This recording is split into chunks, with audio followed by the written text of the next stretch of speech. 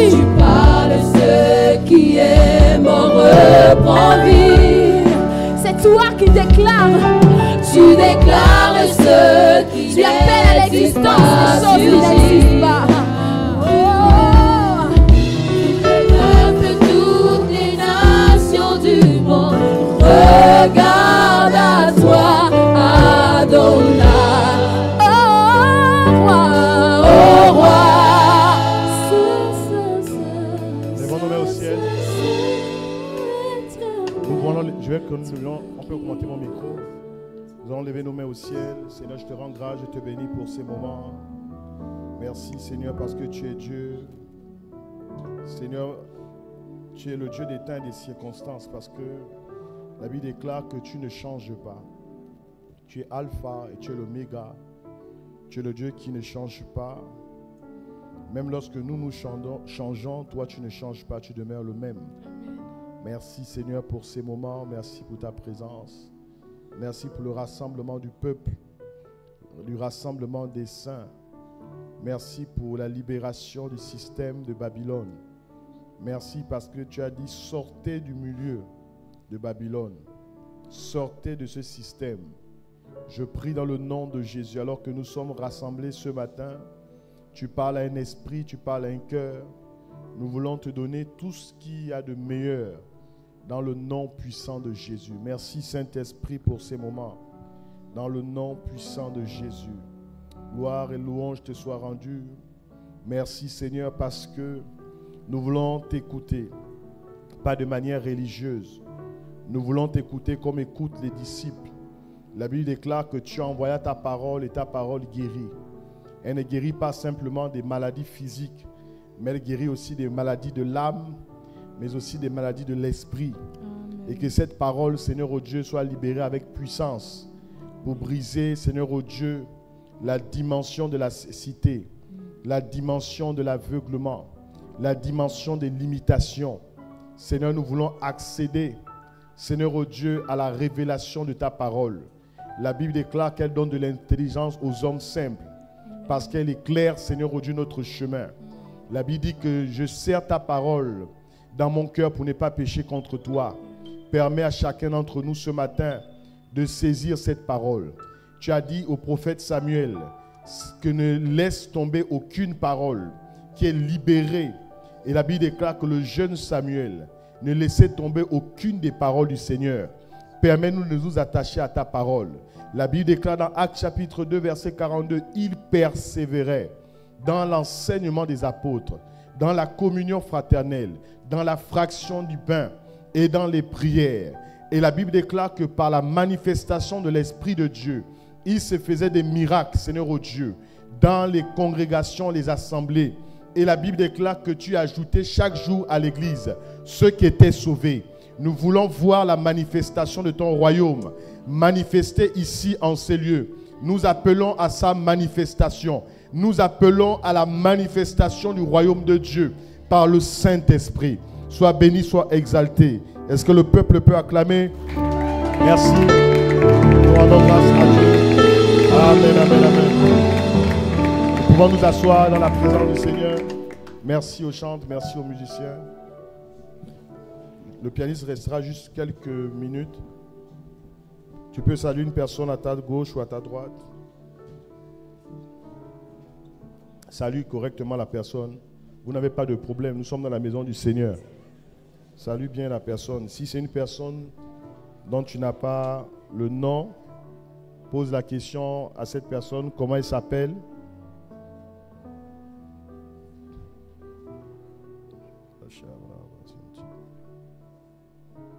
Merci Seigneur, merci Jésus pour ces moments. Seigneur, merci Saint-Esprit de Dieu pour ces moments.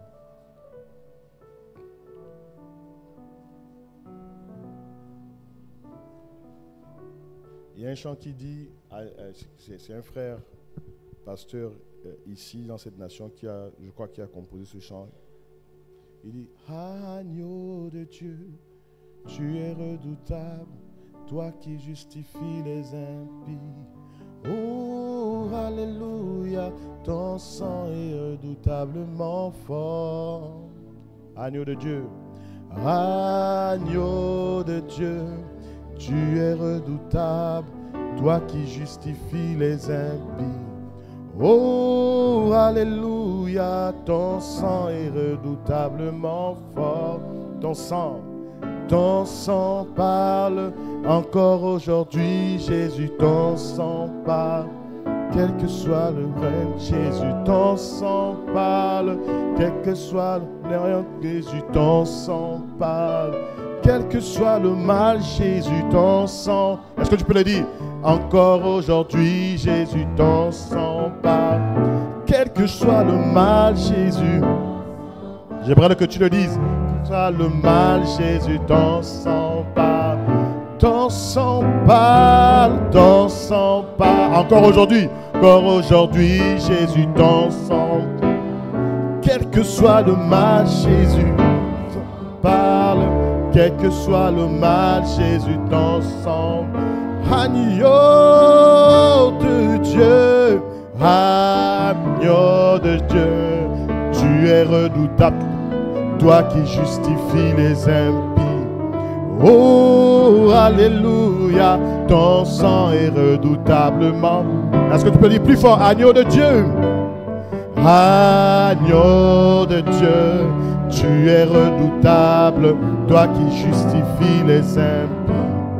Oh, alléluia, ton sang est redoutablement. Les mains levées au ciel, assis, ton sang parle encore aujourd'hui, Jésus, ton sang. Quel que soit le mal, Jésus, quel que soit le mal, Jésus, ton sang. Je ne t'entends pas. Quel que soit le mal, Jésus, ton sang parle. Encore aujourd'hui, Jésus, ton sang parle. Quel que soit le mal, Jésus, quel que soit le mal, Jésus, ton sang parle. Ton sang parle. Encore aujourd'hui, Jésus, ton sang parle. Quel que soit le mal, Jésus, ton sang parle. Quel que soit le mal, Jésus, ton sang. Garde tes mains levées, assis. Seigneur, nous te rendons grâce parce que nous savons que quel que soit le mal, ton sang parle. Seigneur, le sang de Jésus, la vie de Christ. Seigneur, ta vie parle, ton sang parle. Et je prie dans le nom de Jésus que ton sang puisse parler dans le nom puissant de Jésus pour nous racheter de notre vaine manière de vivre. Nous te sommes infiniment reconnaissants. Seigneur, peu importe, Seigneur, la dimension d'impiété qui existe dans nos vies, d'impureté, le sang de Jésus est capable de te libérer de cette dimension des ténèbres. Seigneur, merci pour ta parole. Seigneur, qui ne repartira pas à toi sans un sens d'accomplissement. Nous te sommes infiniment reconnaissants. Louange, honneur et gloire te soient rendus au nom de Jésus. Amen. Est-ce qu'on peut se lever et acclamer Jésus? Tu te lèves pour acclamer le roi des rois. Écoute, tu n'acclames pas un ministre, tu n'acclames pas un président, tu acclames Jésus. Tu n'as pas entendu, tu acclames Jésus. Merci. Amen, amen, amen, amen. Merci. Amen, amen. On peut s'asseoir. C'est une joie pour nous d'être là ce matin. C'est une joie pour nous d'être là. Attention, frère. C'est une joie pour nous d'être là. On peut augmenter légèrement. Je n'aime pas, il faut que le micro, je n'ai pas envie de parler fort. Donc je vais gérer la distance de mon micro, si on peut légèrement augmenter et couper tout le reste des sons, Eric, pour éviter les parasites. Ok. Alors, je vais essayer de continuer un peu sur l'Église qui confronte les systèmes de Babylone. Parce qu'il y avait beaucoup de choses que je n'ai pas pu toucher la semaine dernière. Et je vais essayer à toutes fins utiles de pouvoir toucher disons, des éléments que je n'ai pas touchés dimanche dernier, par la grâce de Dieu. L'Église qui confronte les systèmes de Babylone. Vous savez, nous sommes en train de vivre un tournant très important dans l'histoire de l'Église, mais aussi dans l'histoire de l'humanité. Car au travers de ce thème que nous avons commencé depuis la semaine dernière, Dieu est en train de poursuivre quelque chose. Dis avec moi, Dieu est en train de poursuivre quelque chose. Et nous voyons de plus en plus des crises se manifester, ça et là, à travers le monde. Vous voyez par exemple Moyen-Orient, Israël, la Palestine, la bande de Gaza, ceux qui suivent les informations.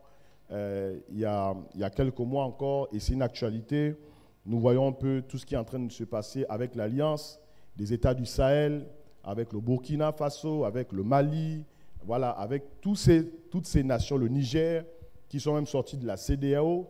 Donc nous voyons que des paroles prophétiques libérées par Jésus sont en train de s'accomplir, des portions des Écritures sont en train de s'accomplir. Et Jésus pouvait dire qu'une nation s'élèvera contre une autre nation. Le fait de s'élever ne signifie pas forcément faire la guerre, mais signifie qu'il y a quelques années en arrière, des nations qui étaient considérées comme étant des puissantes nations, d'accord, deviendront des petites nations au détriment des nations qui avaient été considérées à l'époque comme des petites nations qui deviendront des nations très puissantes. Et si vous faites un peu de recherche et si vous suivez l'actualité, il y a des nations, par exemple, qu'on appelle les BRICS. Ce sont des nouveaux pays émergents. Il y a quelques années, c'est même devenu des pays très puissants aujourd'hui, le Brésil, la Russie, la Chine, l'Inde. Voilà, ouais, c'est devenu des nations très, très puissantes aujourd'hui. Et nous voyons que de plus en plus, des déviations sont en train de s'infiltrer dans les nations, quoique depuis des lustres déjà, le mal est déjà là. Le système de Babylone, c'est des milliers d'années que ce système est là. Mais nous voyons par exemple avec les Jeux Olympiques qui se sont déroulés à Paris, et durant l'ouverture, on a clairement vu ce qui s'est passé. Je ne vais pas redire ici ce qui s'est passé, mais c'est des images très blasphématoires de la personne de Jésus, notre Seigneur et notre Sauveur, des disciples. Donc, c'est tous les systèmes des LGBT, les lesbiennes, les gays, les transsexuels, les bisexuels, tout cela. Donc, toute cette saleté de Babylone, là, ils ont exposé ce modèle-là. Vous voyez que de plus en plus, alors qu'on avance vers la fin, le mot fin ici en grec, c'est le mot suntelia, ça signifie la synchronisation de ce qui existe au ciel, qui est aligné avec le désir de Dieu de manifester sa volonté sur la terre. Et nous voyons de plus en plus le mal. Vous savez, à l'époque, le mal se cachait, mais de plus en plus, les ténèbres sont en train de grossir. Amen? Vous êtes avec moi? Les choses qu'on ne voyait pas dans le passé, ces choses sont en train d'être exposées.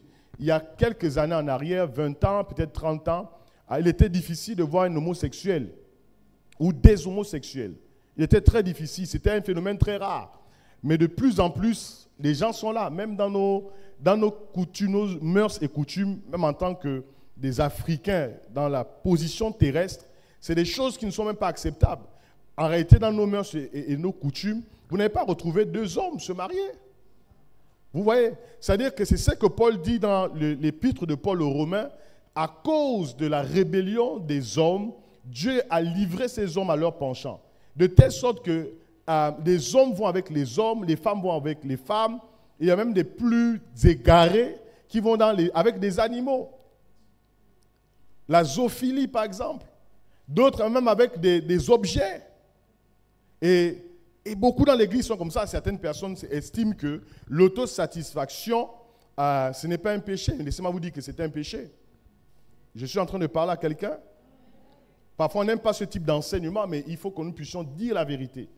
Parce que Paul a dit, j'ai enseigné le conseil, la totalité du conseil de Dieu. Vous voyez, il y a des philosophies, il y a des systèmes qui enseignent aujourd'hui que, écoutez, par exemple, le phénomène de féminisme, avec cette question de l'émancipation de la femme. La femme n'est pas inférieure à l'homme. Non.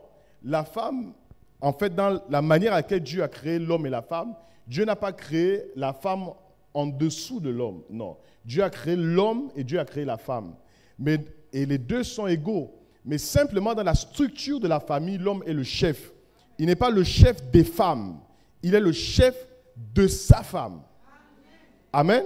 Donc, quand tu exerces même l'autorité en tant qu'homme, tu ne peux l'exercer que dans la structure de ta famille. Amen. Je suis en train de parler à quelqu'un.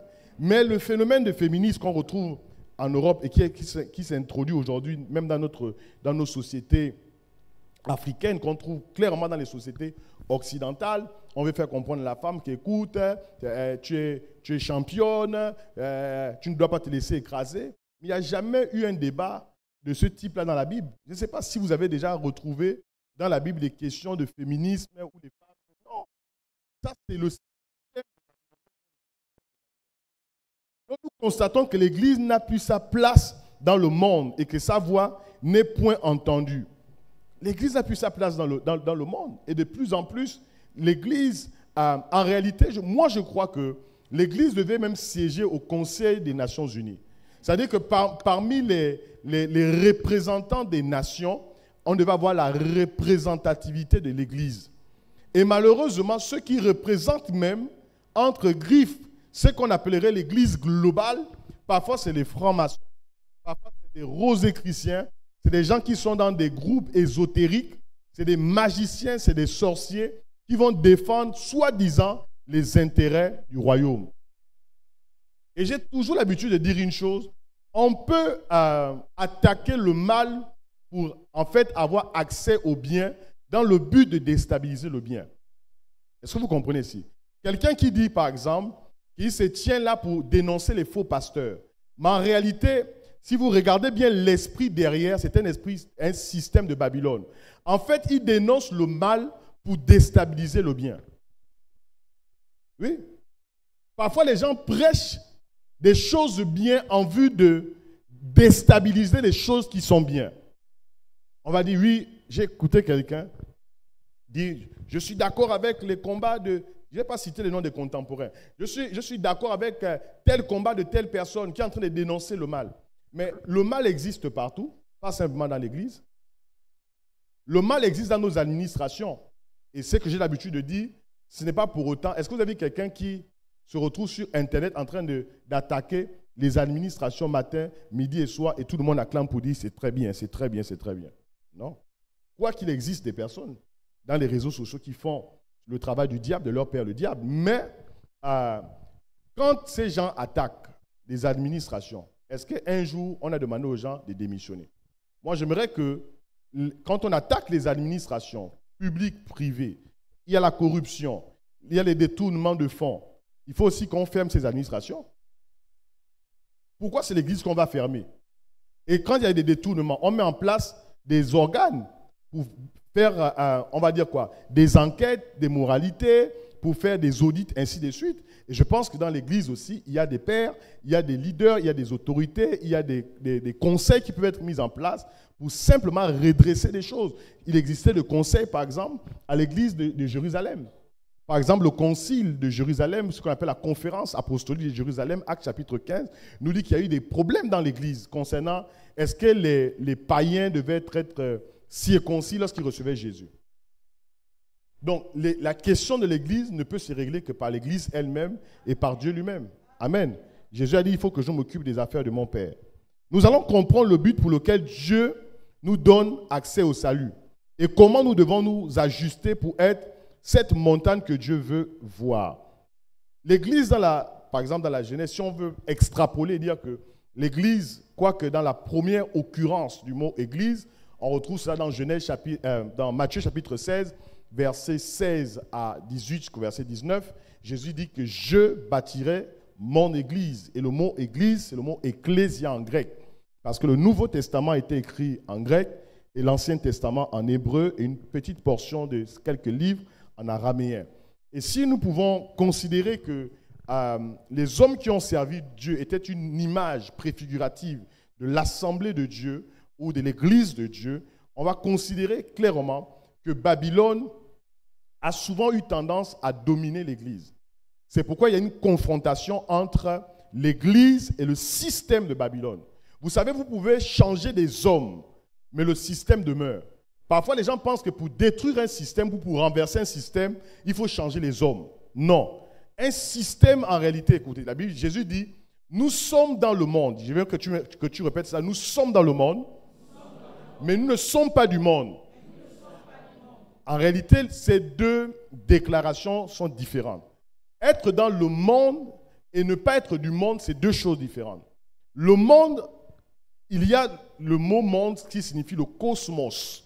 Ça signifie nous vivons dans un système. Dis avec moi un système. Nous vivons sur la terre. C'est le monde ici en tant que cosmos. Mais dans ce monde, il y a un système. Il y a un système de pensée, il y a un système d'opération. Et Jésus dit, même quand nous serons dans ce monde, mais le système de ce monde ne doit pas influencer nos vies. Un jour, un père est arrivé et il rentre du travail. J'ai déjà donné cette histoire ici. Il rentre du travail et il écoute des bruits dans la chambre de son fils. Des bruits anormaux. En fait, c'était des bruits, des débats sexuels. Et je pense que dans l'esprit du père, quoiqu'il était furieux de savoir que pendant que lui, il est au travail, voici tout le système qui s'organise dans sa maison. Mais malheureusement pour lui, il aurait pensé trouver peut-être un homme et une femme en train de faire ce que vous savez.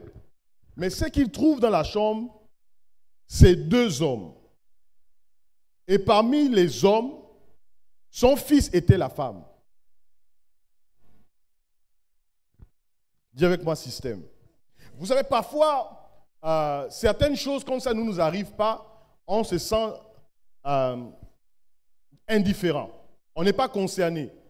Parfois, quand c'est le fils du voisin qui vient déclarer à son papa qu'en réalité, papa, là où tu me vois là, j'ai de l'attirance pour les hommes. Et toi, tu vas passer pour dire, ça ne te regarde pas en tant que fils de Dieu. Tu ne peux même pas proposer un travail. Parce que lorsqu'un homme est attiré par un homme, ça c'est un démon. Parce que derrière tout comportement anormal se cache souvent ou généralement un esprit. Vous comprenez cela?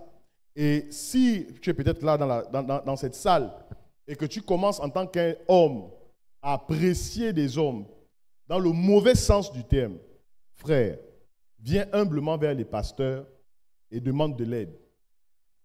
Si au moment où un homme te salue, tu sens la chair de poule, je suis en train de parler à quelqu'un. Tu sens anormalement la chair de poule, c'est qu'il y a quelque chose qui est en train de se passer et quelque chose d'anormal. Dis comment anormal. Dis ça plus fort. Si tu es une femme et que tu te sens attiré anormalement à une autre femme, pas dans le bon sens, parce qu'on peut se sentir attiré dans le bon sens du terme.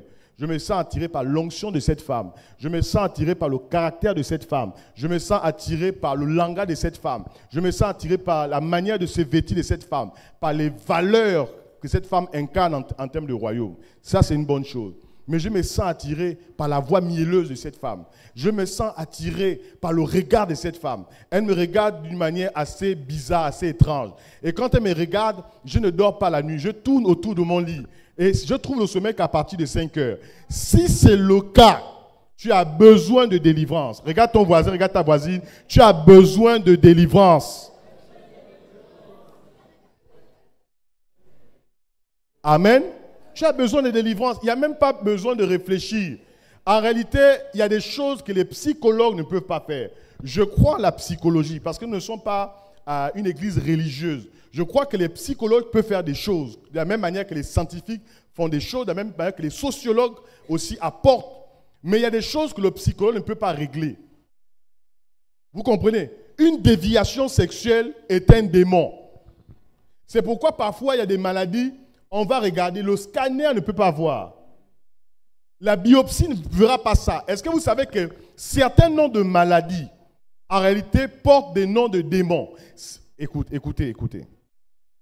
Lorsque tu dis, par exemple, mon cancer, à partir de ce moment, tu as appelé le démon à l'origine du cancer. Amen. Mes maux de yeux, mon mal de dos, c'est ton mal. Pourquoi tu veux qu'il parte? Il y a un type de langage qu'il faut changer. Est-ce que quelqu'un écoute ici? Il y a un langage, la Bible déclare la vie et la mort sont au pouvoir de la langue et quiconque l'aime en mangera les fruits. Ce que tu déclares, c'est ce qui t'arrivera. Ce que tu penses t'arrivera. Amen. L'Ancien Testament ou l'Ancienne Alliance a fini par une note de blâme. Dieu a blâmé dans le livre de Malachie. Le Nouveau Testament n'est même pas arrivé à un certain niveau à manifester pleinement la gloire de Dieu. L'Église a échoué à cause de l'idolâtrie. Qu'est-ce que représente l'idolâtrie? Des fausses représentations de Dieu, des fausses doctrines qui résultent d'un portrait inexact du Seigneur. 1 Jean chapitre 5 verset 21 déclare ceci: « Petit enfant, gardez-vous des idoles. » Écoutez, toute doctrine qui ne transmet pas la vie, mais qui n'a pour but que d'exciter les émotions, c'est de l'idolâtrie. Prêche bien, amen caramélisé. Dis amen bien, augmente le volume. Les décibels sont trop faibles. Pousse le son. Ça, c'est les émotions. Ce n'est pas l'esprit. Amen. Et beaucoup d'entre nous, nous avons été dans ces choses-là. Celui qui vient donner le premier billet de 10 000, ta vie change pour parler les 50 prochaines années, tu es encore là à Libreville. On nous a fait ça dans le passé. Vous comprenez ça? Et le gars qui vous fait ça, aujourd'hui, il est aux États-Unis. Il a lancé une affaire dans laquelle aujourd'hui tu vas acheter même des choses et tu as ouvert un cahier de bons avec l'argent que tu as donné. Tout enseignement qui focalise la mentalité des adorateurs sur l'extérieur au détriment de l'intérieur, idolâtrie. On veut les choses extérieures au détriment des choses intérieures. L'idolâtrie constitue ainsi un raccourci pour atteindre Dieu. Les gens veulent atteindre Dieu au travers de l'idolâtrie. Il y a des croyants, des chrétiens, je ne sais pas si on peut m'appeler ça des chrétiens, qui sont encore dans l'idolâtrie à fond, les calebasses sous les lits. Il y en a qui sont encore avec des calebasses sous les lits, des cordes autour des reins, pour faire asseoir le mariage. Apparemment, tu allais accrocher quelque chose. Amen. Écoute, la femme que tu allais voir, qui t'a donné 5 francs avec quelque chose enroulé autour des pagnes, il faut arrêter, il faut déclarer le divorce ce matin au nom de Jésus. Est-ce que je parle à quelqu'un? Oh non, amène 25 francs avec une aiguille, mets ça, pique ça sous l'oreiller. Tu vas maintenir ton mariage. Celui qui maintient les mariages, c'est Jésus. Amen. Parce que Dieu est le créateur du mariage. L'institution du mariage est une création divine. Ce n'est pas l'invention de l'homme. Quand on va à la mairie, en réalité, on va signer les papiers. C'est un acte civil. C'est juste de l'administration. C'est juste, on signe les papiers. Et puis, on va te lire le droit. Les obligations du marié et de la mariée. Mais celui qui marie véritablement, c'est Dieu, qui épouse 2 esprits. Dis avec moi, Babylone la grande. Dis ça plus fort. Avant de commencer à rentrer, je suis dans la 2e session de cet enseignement.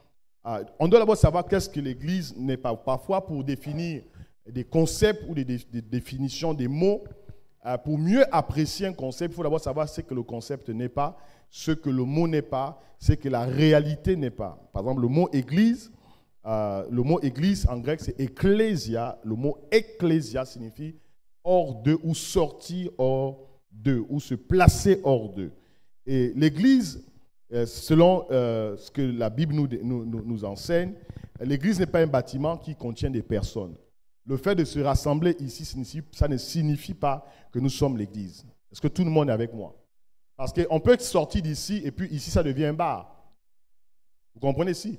Les gens passent ici 10 ans après et puis on voit écrit snack bar, je ne sais pas, le réveil des émotions. Vous voyez, par exemple, vous passez, vous trouvez le réveil des émotions. Les gens vont dire, ah, mais apparemment ici, il y avait une église, vous voyez des frères sortis d'ici. Ça signifie que l'église n'est pas, dis avec moi, l'église n'est pas un bâtiment. Cependant, on a besoin de bâtiments pour se rassembler. C'est pourquoi la théorie de ceux qui ont communiqué des pensées telles que sortez des bâtiments, c'est de l'égarement. Sortez des bâtiments. Maintenant, quand vous sortez des bâtiments, vous vous rassemblez où? Par exemple, le pasteur Michael qui est là, c'était à l'époque, il était dans le message. C'est un message qui a égaré beaucoup de personnes. C'est pourquoi, écoutez, ils nous ont demandé de sortir des bâtiments. Or, on sort des bâtiments, nous sommes perdus. Mais la chose étrange, c'est qu'ils se réunissaient dans des bâtiments. Parce qu'ils ne se réunissaient pas en plein air. C'était quand même dans des bâtiments. Voilà, donc quand on sort des bâtiments, c'est pour aller où? Donc, je suis d'accord que le bâtiment n'est pas une église, mais le bâtiment contient l'église. Amen. L'église n'est pas juste un rassemblement de personnes. Le fait de se rassembler ne signifie pas que nous sommes l'église. Le fait de prier même ne signifie pas que nous sommes l'église. Parce que rappelez-vous que quand Jésus a dit « Je bâtirai mon église », au même moment, les pharisiens se rassemblaient, non? Pendant que l'église de Jésus est en construction et elle est née le jour de la Pentecôte, l'église se rassemble. Mais à côté, est-ce qu'il n'y avait pas les religieux qui se rassemblaient? Est-ce qu'à côté, les pharisiens ne se rassemblaient pas? Est-ce qu'à côté, les scribes ne se rassemblaient pas? Est-ce qu'ils ne priaient pas? Est-ce qu'ils ne jeûnaient pas? Mais ce n'était pas l'église de Jésus. Donc, on peut prier, on peut jeûner, on peut prophétiser même, mais on n'est pas l'église. L'église, ce n'est pas des personnes qui ont une connaissance superficielle avec un niveau élevé de négligence et de profondeur. Quelqu'un sort d'un culte, on te pose la question, qu'est-ce qu'on a dit durant le culte? Le culte était puissant. Ce n'est pas ça l'église. On ne peut plus limiter l'église à des déclarations telles que le message était fort. Osée chapitre 4, verset 6 dit, le peuple de Dieu périt faute de connaissance. L'église, ce n'est pas des personnes qui vont juste s'asseoir et commencer à ruminer, compter sur des vieilles révélations. Non. Qu'est-ce que l'église? L'église, c'est la famille de Dieu. Qu'est-ce que l'église? L'église signifie ecclésia, comme je l'ai dit, sorti hors d'eux. L'église, c'est le groupe de citoyens engagés. L'église est informée. C'est pourquoi l'ecclésia est l'entité qui est informée. Nous devons être informés sur des questions politiques. Dis avec moi politique. Dis ça plus fort. L'église doit être informée sur les questions d'environnement. On doit être intéressé aux questions environnementales. Mais force est de constater que tu es dans ta voiture, tu es dans ton taxi, ou tu es dans un taxi, un moyen de transport, et c'est toi qui prends la boîte de conserve, c'est toi qui prends l'emballage de yaourt, et tu jettes ça. Est-ce que tu sais que c'est un péché? Parce que le péché, ce n'est pas... Écoutez très bien. Je crois qu'il y a des gens qui iront en enfer pour avoir jeté une boîte de conserve hors de leur voiture. Je vais choquer quelqu'un. Écoutez. Le péché, ce n'est pas d'abord la déviation morale. Le mot péché en grec, c'est le mot amartano, et ce mot signifie manquer le but. C'est ça seulement. Maintenant, les péchés, c'est différent. Les péchés, ce sont les actes que nous commettons où nous transgressions la loi. Mais de manière générale, le péché, c'est de manquer le but. Le frère qui est là, par exemple, qui est ancien, le frère urbain. Si tu dis au frère urbain, tu vas à Ovendo faire un achat précis, achète du pain à Ovendo et reviens. Si le frère va à Kanda acheter du pain et revient, il a péché. Le problème, ce n'est pas le pain qu'il a amené, c'est que le but n'a pas été accompli. Est-ce que quelqu'un écoute ici? Ça, c'est la première chose. Deuxième chose, ça, c'est l'une des images que l'apôtre Soresh a eu à prendre un jour. Il dit, vous voyez cette porte qui est juste à ma droite. Si je vous donne la clé de cette porte, je vous dis que c'est la seule clé pour ouvrir cette porte. Vous comprenez ici? Je te donne la clé, tu ouvres la porte, tu ressors. Pour moi, ça ne pose pas de problème parce que tu as la clé. Si je t'enferme et je te dis c'est la seule clé pour ouvrir cette porte, je dis tu ne sors pas, de toute façon j'ai la clé. Quand je reviens, tu es sorti. La question est de savoir, est-ce que le problème c'est que la porte soit ouverte? Non. Le problème c'est qu'il t'a donné la clé. Parfois, il y a des clés que nous avons, ce n'est pas les clés du Seigneur. Il y a des choses que nous avons, les fétiches que tu as pour décanter la situation. Est-ce que c'est le Seigneur qui t'a donné ça? Parce que les gens sont beaucoup intéressés par les résultats. C'est-à-dire que l'Onganga m'a donné 3 techniques de Kung Fu pour accéder à un poste budgétaire. Là, c'est juste pour rire, d'accord? Le féticheur t'a donné ça. Et le jour où tu as le poste budgétaire, tu bénis qui? Le féticheur ou Jésus? Jésus ou le féticheur? La question, je vais répondre moi-même. Tu bénis le féticheur. Parce qu'à César, ce qui est à César, et à Dieu, ce qui est à Dieu. Vu que Dieu ne se reconnaît pas dans les 3 techniques de Kung Fu pour avoir le poste budgétaire, tu dois bénir le féticheur. Et c'est sur cette base que maintenant beaucoup se retrouvent sous la malédiction. Parce que tu peux avoir le poste budgétaire, mais la Bible déclare que la bénédiction de l'Éternel enrichit et ne se fait jamais suivre de chagrin. Vous savez ce que le diable vous donne par la main droite, le diable récupère la main gauche. Tout ce que vous obtenez de manière fallacieuse. J'ai entendu des histoires telles que des gens achètent des postes budgétaires apparemment. Je ne sais pas comment les gens peuvent vivre avec cette conscience d'avoir acheté un poste budgétaire. Il faut que je dise ça. Vous savez, écoutez, dans le principe de la restitution, il faut faire attention quand on enseigne sur la restitution parce qu'on ne peut pas tout restituer. Est-ce que vous comprenez ici? Je vais expliquer. Par exemple, Un policier, une histoire, pas imaginaire, ça se passe ici. Je ne vais pas citer les noms, parce que vous savez que les policiers suivent les réunions en ligne.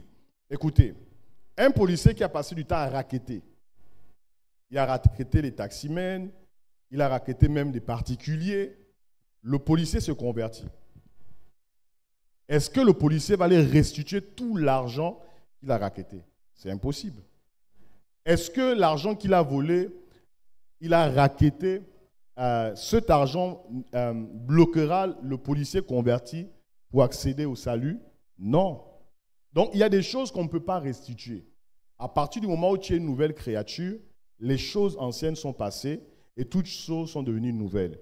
Cependant, il y a des choses que si tu peux restituer, tu restitues ça. Je n'entends pas. Quelqu'un dit quoi? Oui, mais écoutez, j'ai lu une histoire il y a quelques jours. Tu fais bien de raconter les diplômes. Si vous avez la force d'aller restituer un diplôme, moi, je vous encourage de le faire. Je vous encourage de le faire. Mais, écoutez, moi, ma compréhension, le pasteur est là. Moi, je crois qu'il y a des choses qu'on ne peut pas restituer par le principe de la nouvelle naissance. Si tu as eu un diplôme de manière fallacieuse, d'accord, tu es allé derrière les couloirs, les classes là-bas pour aller rencontrer des censeurs, des proviseurs, ainsi de suite, les organisateurs du concours, de l'examen, de tout ceci. Tu as fait pour avoir le diplôme. Mais le jour où tu t'es converti, tu ne peux pas rendre ce diplôme-là. D'accord? Est-ce que quelqu'un est avec moi? Mais le principe du diplôme, c'est le même principe du policier qui a racketté. Parce que Dieu ne tient pas compte des temps d'ignorance. Je vous pose une question. Puisque vous dites, ça devient très intéressant. Si tu as tué avant d'avoir reçu Jésus, au moment où tu reçois Jésus, est-ce que tu peux ressusciter la personne que tu as tuée? Parce que si le principe de la restitution s'applique de manière totale, quelqu'un comme Paul, qui était Saul de Tarse, doit aller réparer tout ce qu'il a eu à faire. Et c'est trop facile qu'il se convertit, il ne rende pas des comptes. Vous voyez, c'est ça la puissance du salut. Vous comprenez? La puissance du salut, c'est ça. Amen. C'est bon? Maintenant, comme je dis, s'il y a des choses que tu peux restituer, par exemple, on prend le cas de Zachée, s'il estime qu'il a de l'argent et que tu as volé de l'argent et que tu es converti aujourd'hui, et même parfois les gens sont même convertis, ils volent. Et si tu as la possibilité de restituer, restitue. C'est bon, je sais pas. Je pense que souvent quand Dieu permet une digression dans l'enseignement, c'est aussi une lecture qu'il faut faire spirituelle. Peut-être que Dieu est en train de parler à quelqu'un qui doit restituer quelque chose. D'accord? Par exemple, vous avez des parapluies à la porte. Tu estimes que tu peux prendre un parapluie, tu vas avec parce qu'il y a la pluie. Mais ça, c'est du vol. Parce que, écoutez, mais beaucoup de gens se sont retrouvés avec des parapluies chez eux qui ne leur appartiennent pas. Ouais. C'est des petites choses comme ça, il faut être très discipliné. C'est bon pour tout le monde? Avançons. Donc, l'Église est donc l'expression d'une structure informée, intelligente. L'Église est rédemptrice du royaume de Dieu sur la terre. Lorsque Jésus faisait cette déclaration dans Matthieu chapitre 16, concernant l'Église à Pierre devant les autres disciples, il ne pensait pas à une structure religieuse. Jésus ne parle pas du temple ici quand il dit « je bâtirai mon Église », ce n'est pas un temple. Il ne parlait pas des synagogues, parce que sinon Jésus aurait dit « je bâtirai mon temple ». Je bâtirai ma synagogue. Il n'est pas ni du temple, ni de la synagogue. Donc, il se démarque d'un système. Il va bâtir ici l'ecclésia. Il existait aussi les ecclésias, qui étaient des regroupements des citoyens qui se regroupaient, qui se rassemblaient pour les questions de la cité. Je vais rapidement avancer. Alors, donc nous savons maintenant qu'est-ce que c'est l'Église, et nous constatons ici que l'Église, dans son mandat, doit manifester le royaume de Dieu sur la terre. Directement le royaume de Dieu. Écoutez, l'Église est une entité à l'intérieur du royaume. L'Église n'est pas le royaume de Dieu. L'Église est une entité à l'intérieur du royaume. C'est comme si on vous disait que le royaume c'était le Gabon, ou on vous disait que le royaume c'était le Bénin, ou le Sénégal, ou la France. Et à l'intérieur, il y a une entité, d'accord, qui a l'obligation, qui a les exigences, qui a en fait le mandat, je voudrais dire ça comme ça, de pouvoir exprimer toute la philosophie et la mentalité du royaume de Dieu sur la terre. Amen. C'est pourquoi nous avons des institutions. Parce qu'un État ne peut pas fonctionner sans institutions. Nous avons, par exemple, la Cour constitutionnelle, D'accord? Nous avons le Conseil économique et social, nous avons le gouvernement, l'exécutif, nous avons le Sénat, l'Assemblée nationale. Donc, c'est ce qui permet de faire fonctionner tout le système. Il y a comment le système? Il y a comment le système? Voilà. Et l'Église, c'est la même chose ici. C'est comme on va dire, c'est le Parlement, c'est le système exécutif en même temps. L'Église, en même temps, le Conseil économique de Dieu. L'Église, en même temps, le Sénat du Seigneur. Donc, tous les systèmes dans les nations vont être démembrés par des institutions, mais l'Église est la principale structure du royaume pour libérer les principes. Est-ce que vous êtes avec moi? C'est bon pour tout le monde? Alors, nous allons avancer. Qu'est-ce que le royaume? Parce que nous parlons de l'Église qui confronte les systèmes de Babylone. Il faut comprendre qu'est-ce que l'Église et qu'est-ce que le royaume. Maintenant, qu'est-ce que le royaume? Je vais définir ça très rapidement. Le royaume est plus vaste que l'Église. Le royaume de Dieu, ce n'est pas l'Église. L'Église se trouve à l'intérieur du royaume. Le royaume de Dieu, ce n'est pas, on va prendre le même principe que pour l'Église, le royaume de Dieu, ce n'est pas une vie séparatiste. D'accord? Le royaume est différent du concept de l'enlèvement. Ce n'est pas ça le royaume de Dieu. Le royaume de Dieu, ce n'est pas, je ne sais pas, une vie, une espèce de vie monastique où on a normé, on vit une vie chrétienne, on mange chrétien. Je ne sais pas si le sanglier est chrétien pour dire qu'on mange chrétien, on mange le poulet chrétien, on va dans les restaurants chrétiens. J'ai écouté un pasteur qui m'a dit, il ne peut pas aller dans les hôtels. Il dit que dans les hôtels, c'est Babylone, c'est la souillure, parce qu'avant lui, il ne sait pas qui est venu dormir dans cette chambre-là. Donc lui ne peut pas dormir dans la chambre des hôtels, parce que là-bas, c'est le diable. Et donc, quand il va en mission, dans ses missions, c'est pas pastorales et autres, il dort toujours dans une maison, dans la maison d'un pasteur, dans la maison d'un frère. Mais il ne dort pas dans les hôtels. Vous voyez, c'est ça la religion. Vous voyez, c'est ça la puissance de la religion. Allez-y, dit ça à Jésus. Jésus mangeait dans les maisons de qui? Des pasteurs? Il mangeait avec des personnes de mauvaise vie, non? C'est pourquoi les gens ont attaqué Jésus pour dire, mais comment lui peut manger dans les maisons des publicains?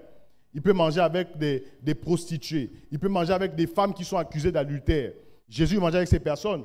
Et je crois que si Jésus, en chair et en os, marchait sur les rues de Libreville, Jésus irait au Radisson. Il prendrait certainement une chambre là-bas. Parce que le problème, c'est qu'on a construit une église religieuse. On a construit un système religieux. C'est pourquoi, qui prend les Radisson en otage? Ce sont les gens qui sont dans les loges. C'est eux qui organisent des grandes conférences. L'église va prendre quoi? Des endroits ridicules quelque part dans les quartiers. On va faire sous les tentes là-bas. Parfois, la pluie vient nous trouver là-bas et on crie avec des micros, des petits baffes qu'on a pris à 10 000 francs à la gare routière. Mais pourquoi nous ne pouvons pas aussi prendre... Je parle à quelqu'un. Pourquoi nous ne... Écoute. Pourquoi nous ne pouvons pas prendre aussi... Il y a un moment donné, je parle ici, le pasteur Cyril est là. Je pense qu'il y a quelques années, il y avait le full gospel, hein, le plein évangile. Et ils avaient compris que pour pouvoir gagner une catégorie de personnes dans l'église, il fallait être dans des lieux stratégiques. Vous comprenez? Être au Radisson. Tu ne rencontreras jamais un type de personne à Akébé. Je n'ai rien contre Akébé. Amen. Que Dieu me pardonne en ce qui concerne Akébé. S'il y a un frère qui vit à Akébé, une sœur, je demande pardon. Mais il y a un type de personne que tu ne rencontreras jamais à Québec. Il y a un type de personne que tu ne rencontreras jamais à Chimichos. Il y a même un type de personne que tu ne rencontreras jamais à Kanda. Il y a des personnes que tu rencontreras uniquement dans des lieux stratégiques. Tu veux rencontrer un type de personne, va au Radisson. Souvent, j'ai l'habitude de dire, écoutez, c'est pourquoi il faut qu'on brise cette mentalité religieuse. Parfois, tu as un peu d'argent, au lieu d'aller manger, je vois parfois ces frères-là ici, je sors ils sont en train de manger des sandwichs. J'ai dit, vous êtes en train de vous droguer. Vous êtes en train de vous détruire. Laissez-moi vous dire, et je dis ça, je prends un texte biblique, je vous dis, écoutez, la Bible déclare que celui qui détruit le temple du Seigneur, Dieu le détruira. Tout ce que vous mangez en longueur de journée, dans le coin de la rue, les Nike mélangés avec des choses oranges, avec du piment qui a fait par exemple 2 mois, et toutes ces choses, vous êtes en train de détruire quoi? N'est-ce pas le temple du Seigneur? Hein? Et ça, vous pensez que Dieu ne peut pas vous reprocher cela? Amen. Regarde ton voisin et dis, tu dois manger de manière équilibrée. C'est la raison pour laquelle, pourquoi Jésus mange. Écoutez, pourquoi? Est-ce que vous savez que parmi de la viande par exemple, rouge à la viande blanche, on conseille beaucoup plus la viande blanche. Vous comprenez? De la viande au poisson, on conseille beaucoup plus le poisson. Pourquoi Jésus était en bonne santé? Parce que je crois qu'il mangeait aussi du poisson. Il était très équilibré. C'est la raison pour laquelle Jésus n'a pas trouvé des chasseurs. Ça devait être un problème s'il avait trouvé des chasseurs. Jésus a trouvé des pêcheurs. Vous comprenez? Parce que s'il avait trouvé des chasseurs qu'il avait convertis, quel serait le repas de Jésus à chaque fois? La viande. Ça, c'est juste un peu pour faire rire. Mais j'aimerais dire à tous les frères et toutes les sœurs qui sont là, c'est important de manger équilibré. Vous comprenez? Les sandwichs, je ne vais pas citer le nom d'une structure, tout ça. On n'est pas en train de faire bonne presse ou mauvaise presse d'une structure. Mais il faut apprendre à bien manger. Vous comprenez? Toutes les maladies qui se manifestent au bout d'un temps dans la vieillesse sont liées à quoi? Sont liées à un mauvais régime alimentaire.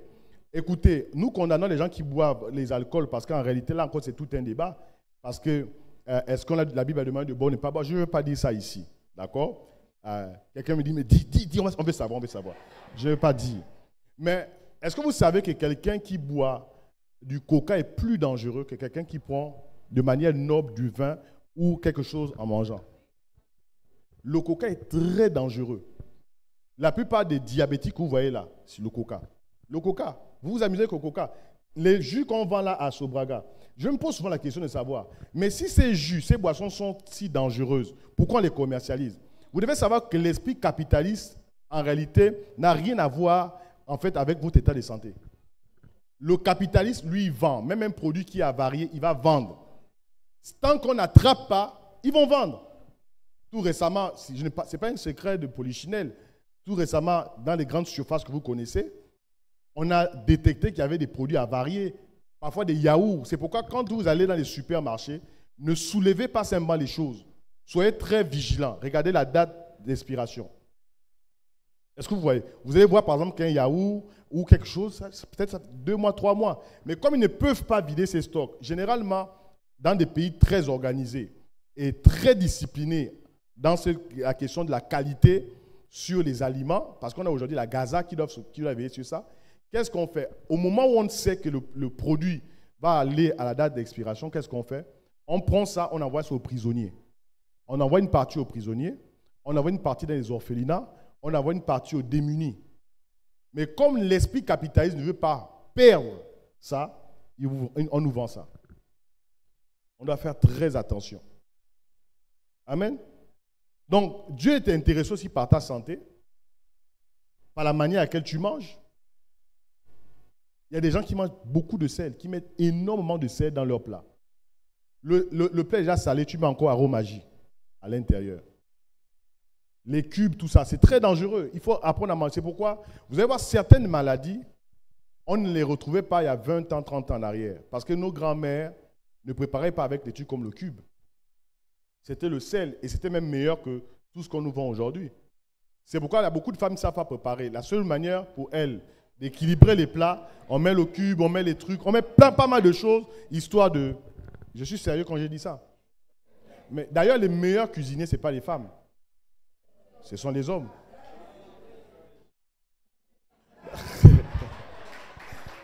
Acclamez pour les hommes, acclamez pour les hommes. Je n'ai pas dit que les femmes ne préparent pas bien. J'ai dit les meilleurs cuisiniers. Mais faites des recherches. On a Internet aujourd'hui. Les meilleurs cordons bleus. On allait, quand on était en France, quand j'étais allé en France, passer quelques semaines avec la sœur Praxed, on est passé avec mon épouse. On a fait les restaurants. On était allé avec le prophète Rostand. Mais la plupart des chefs cuisiniers, c'était des hommes. Et vous savez que la cuisine française est l'une des meilleures cuisines. Hein. En termes de gastronomie, les Français, l'un des problèmes des Français par rapport à leur plat, c'est petit. J'ai commandé un plat là. C'était un long nom. J'ai dit, bon, là, je vais bien manger. J'ai dit, ça, ce plat va me regretter aujourd'hui. Quand c'est arrivé là, un petit truc, j'ai dit, monsieur, vous vous êtes trompé. Il dit, non, c'est ça. C'était un petit truc de poisson, vraiment une petite boule. Ils ont mis une feuille verte dessus, une rondelle de tomate avec, je ne sais pas trop, après une sauce. La sauce était très bien. Ouais, c'est ça le problème avec la cuisine française. C'est pourquoi quand vous allez dans les restaurants français, les gens parfois pour ne pas aller en aventure dans l'inconnu pour faire prendre le poulet, les machins, au moins ils savent qu'ils n'ont pas de surprise. Hein? Donc le pasteur Cyril, que lui connaît un peu tous les pièges là. Nous, on est des novices. Alors, le royaume de Dieu. Alors le royaume de Dieu n'est pas... Ce n'est pas une espèce d'organisation superficielle. Ce n'est pas ça le royaume de Dieu. D'accord? Le royaume de Dieu établit une culture dominante. Je définis tout cela pour que nous comprenions comment l'Église peut-elle confronter Babylone. Le royaume de Dieu établit une culture dominante. C'est la culture du royaume. C'est le roi qui règne. Et le territoire dans lequel le roi règne, c'est notre cœur. Quand Jésus dit « Mon royaume n'est pas de ce monde », il parle de l'administration du royaume de Dieu. Dieu emmenant sa culture, Dieu emmenant son autorité, Dieu emmenant sa justice, Dieu emmenant son esprit, Dieu emmenant sa droiture. Alors, je vais rapidement maintenant toucher. On a maintenant l'Église, on a le royaume. L'Église qui confronte les systèmes de Babylone. La semaine dernière, nous avons parlé de Babylone et nous avons dit que la ville de Babylone et la tour de Babel a été construite par un homme appelé Nimrod. Il y a avec moi Nimrod. Voilà. Il a bâti la tour de Babel et le nom Babylone ou Babel signifie la rébellion. Babylone signifie la rébellion. Babylone signifie la confusion. Babylone signifie le mixage. Babylone veut aussi dire la tromperie. Cela veut encore dire détruire, diviser. Babylone signifie aussi un système impénétrable. C'est un esprit diabolique complexe. Vous voyez tout cela, confusion, mixage, tromperie, rébellion. C'est pourquoi quand Dieu a dit « multipliez-vous, remplissez la terre », un homme s'est levé pour dire « Dieu est un menteur, rassemblons-nous ». Et c'est là, dans Genèse chapitre 11, que Dieu va faire quoi? Dieu va apporter des nouvelles langues. Parce qu'au commencement, l'homme ne parlait qu'une seule, les hommes ne parlaient qu'une seule langue. Et Dieu va disperser les hommes à travers le monde pour que le mandat de remplir la terre, de se multiplier, s'accomplisse. Donc, on voit ici un système qui s'est opposé depuis le commencement à la volonté de Dieu. Babylone, c'est également un système de fonctionnement qui provient du monde des ténèbres pour affecter la mentalité. Vous voyez, la mentalité est aujourd'hui affectée. J'ai reçu une vidéo de quelqu'un, je pense que je l'ai partagé à quelques personnes sur aujourd'hui l'intelligence artificielle. On voit une dame, disons, c'est un robot qui peut aujourd'hui manifester des émotions. C'est-à-dire que tu discutes avec un robot qui manifeste des émotions, le robot peut pleurer, le robot peut ressentir aussi tes émotions. Vous voyez, le monde est en train d'aller vers ça. L'intelligence artificielle, de plus en plus, les hommes n'auront plus de travail. Les robots remplaceront les hommes. Nous sommes en train d'aller vers un monde très, très dangereux et très complexe. Donc, Babylone est un système de fonctionnement qui provient du monde des ténèbres, qui affecte la mentalité, la pensée, le comportement des hommes et des femmes, afin d'anéantir la nature divine à l'intérieur de l'homme. Le système de Babylone vient anéantir toute la dimension de la nature divine à l'intérieur. Historiquement, Babylone était une mégapole, une grande ville dans laquelle on a bâti une très grande tour appelée la Tour de Babel. Il y a quelques années, il y avait un film qui passait qui captivait beaucoup de femmes. C'était quoi, la Tour de Babel? Voilà. Ceux qui aiment les novellas TV, tout ça, je crois qu'ils ont même fait passer ça encore il y a quelques temps. Donc, les gens brûlaient même les marmites, les femmes surtout, avec les marimas, toutes ces choses-là. Ouais, c'est ça, c'est le système de Babylone. Quand tu es capable de brûler la maison pour suivre une novellas TV. Mais pour prier, il n'y a rien. Babylone, c'est un faux ordre gouvernemental qui tire ses racines de la rébellion. Dieu les bénit et Dieu leur dit, Genèse chapitre 1er, verset 28, « Soyez féconds, multipliez, remplissez la terre, assujettissez, dominez sur les poissons de la mer, sur les oiseaux du ciel et sur tout animal qui se meut sur la terre. » La construction de la tour de Babel avec Nimrod à sa tête. Babylone ne vient pas avec souvent l'agressivité. Vous savez, quand vous êtes dans Babylone, vous ne saurez même pas que vous êtes à l'intérieur. Le niveau de corruption, vous savez, on peut se corrompre progressivement. La corruption n'arrive pas comme ça. Vous avez des gens qui disent par exemple, bon écoutez, moi je ne vais pas faire ça, mais moi je peux seulement faire ceci. Tu es en train de te corrompre. Vous comprenez? Moi j'assiste seulement, mais je ne parle pas. Tu es déjà corrompu. Amen? Est-ce que vous êtes avec moi? Voilà. Donc c'est un esprit très agressif, mais qui ne vient pas avec agressivité. Vous savez, Babylone peut venir avec la parole de Dieu. Les systèmes de Babylone, vous avez aujourd'hui les traditionalistes, parfois dans les débats, par exemple entre des croyants, des pasteurs et les traditionalistes, je ne comprends pas souvent une chose. Ils disent qu'ils ne croient pas en Jésus. Ils disent qu'ils ne croient pas à la Bible, mais ils prennent toujours exemple sur la Bible. Normalement, si vous faites un débat entre un chrétien, pasteur, évangéliste, apôtre, tout, Nous apportons la Bible et vous apportez votre livre. Vous comprenez? Ils viendront toujours avec quoi? Des versets bibliques. Ils viennent avec la parole de Dieu, ils viennent avec la malice. Sans discernement, vous serez dans Babylone sans vous en rendre compte. 2 Corinthiens chapitre 11 verset 14 dit « Et cela n'est pas étonnant puisque Satan lui-même se déguise en ange de lumière. » 2 Corinthiens chapitre 11 verset 14.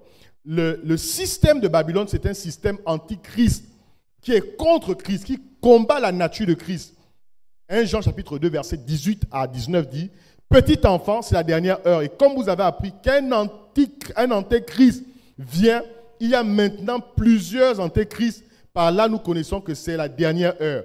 Ils sont sortis du milieu de nous, mais ils n'étaient pas des nôtres. Parfois, un antéchrist peut sortir d'une église.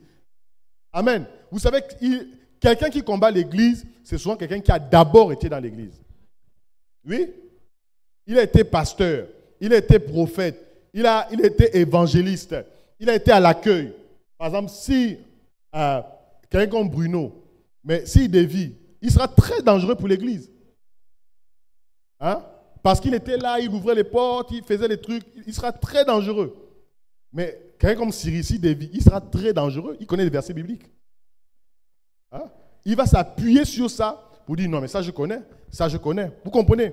Nous constatons que c'est un esprit qui fonctionne dans n'importe quelle structure, y compris dans l'église. Babylone fonctionne dans l'église. L'impact de Babylone sur l'humanité dans l'église. Apocalypse chapitre 18, verset 2 à 3. J'aimerais que nous puissions nous tenir debout pour lire ce texte-là. Apocalypse chapitre 18, verset 2 à 3. L'église qui confronte les systèmes de Babylone.